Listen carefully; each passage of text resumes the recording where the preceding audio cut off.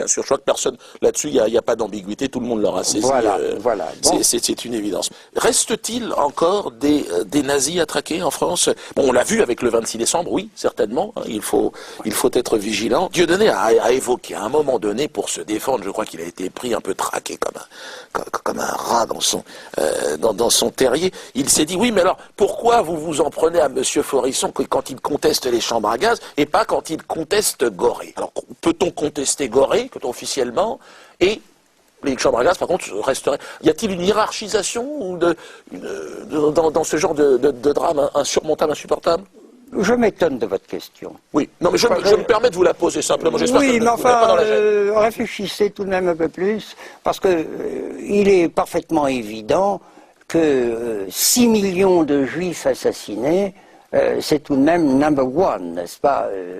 Oui, le reste, tout de même. C'est quand même 20 millions, plus de 20 millions de Noirs. Oui, mais 20 millions de qui, de quoi? D'Africains, oui. Qui n'avaient à l'époque pas de réalité juridique, il faut le rappeler. Oui. Ils n'étaient pas des êtres humains, enfin, ils n'étaient pas considérés comme... Oui, ils n'étaient que des nègres, quand même.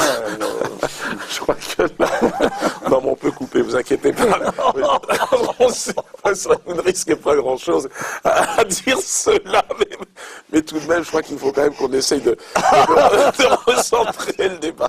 Alors, Dieudonné essaye de faire un parallèle, assez misérable d'ailleurs, assez douteux, avec cette affaire qui s'est passée en Suisse. Voyons tout de suite la séquence, je crois qu'elle est assez intéressante. Alors vous m'avez tous dit, alors Dieudonné, non. J'aimerais bien savoir ce qu'il fait.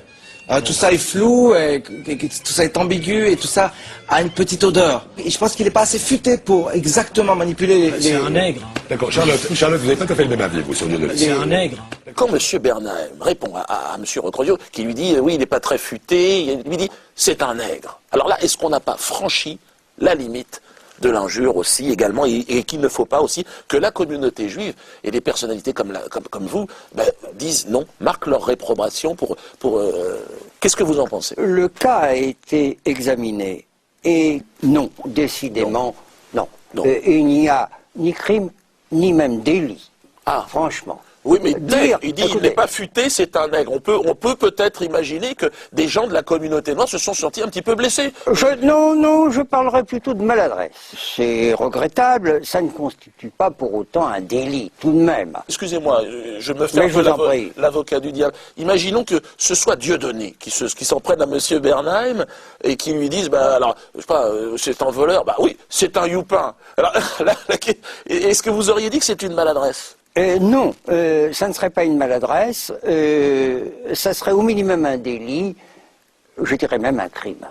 Parce que tout de même, il y a l'histoire, le poids de l'histoire, je vous en prie. J'ai été peut-être un petit peu loin dans... Vous avez été un petit peu loin. Pardon, franchement. Je vais vous baiser les pieds pour tenter une petite excuse...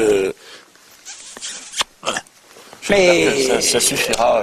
Je pense, voyez-vous, au moment où vous m'avez baisé les pieds, à mon ami Pierre Nora. Pierre Nora a donc lancé ce mouvement qui s'appelle Liberté pour l'Histoire.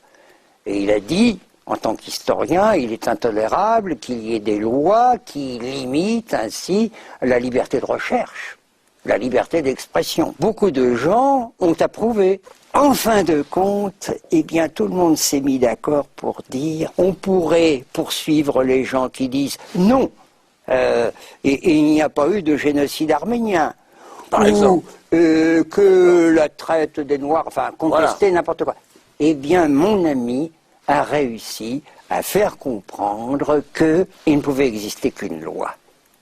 Celle qui réprime la contestation de la Shoah. Le reste ne se compare tout de même pas. Réfléchissons. Mais oui, ce sont des gens, des femmes, des enfants qui sont morts aussi. Ça ne se compare pas. Donc, d'accord, effectivement, non, mais Nous ne sommes pas responsables de l'aveuglement de certains. Ils peuvent ne pas être sensibles, n'est-ce pas, au bon sens. Pensez quand même à l'unanimité. À partir du moment où il y a unanimité, il y a vérité, n'est-ce pas? Vous faites partie de l'observatoire, évidemment, de ces crimes contre l'esprit. Y aurait-il, alors, oui ou non, une baisse significative de ces crimes? Vous avez parlé Mais vous m'étonnez, comment pouvez-vous parler de baisse? Pardon. Mais enfin... Excusez-moi. Non, Oui, ça ne cesse de monter. Depuis Depuis toujours.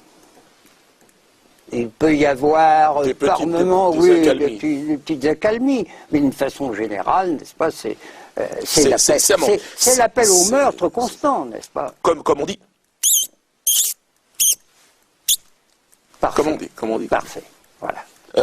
Maître, ça a été un énorme plaisir pour moi de vous accueillir. Vous savez que depuis toujours, j'ai lu vos écrits, j'ai assisté à une bonne partie des procès que vous avez intentés à droite et à gauche. Et si vous pouvez glisser un petit mot pour moi à quelques-uns de vos amis, ce serait un projet de démission avec Miss Saint-Nu qu'on ferait à la télévision sur le service public. Enfin, c'est autre chose, hein, ça n'a absolument rien à voir, hein, mais comme je sais que vous avez aussi une jeunesse.